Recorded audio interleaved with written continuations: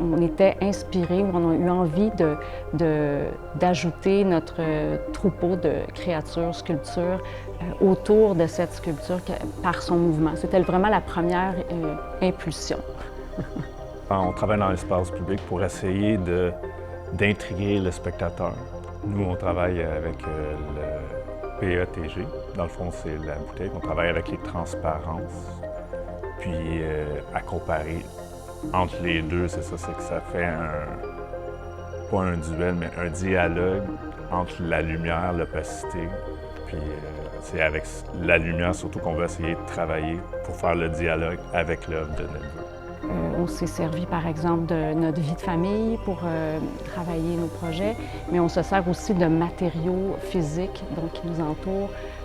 On cherche à recycler, ramener dans notre pratique des éléments qu'on a déjà utilisés dans une espèce de principe d'économie circulaire, autant avec les objets qu'avec les concepts. Donc on aime bien recycler en général.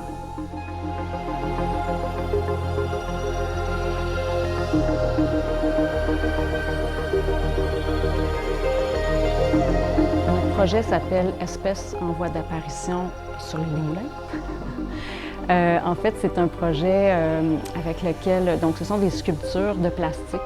Donc c'est un thermoformage de plastique, donc une feuille de plastique qui est moulée sur un moule de bois qu'on a fait à partir de cette sculpture qui a été numérisée. On a essayé de prendre la bouteille d'eau, qui est notre premier matériel visuel, si on veut.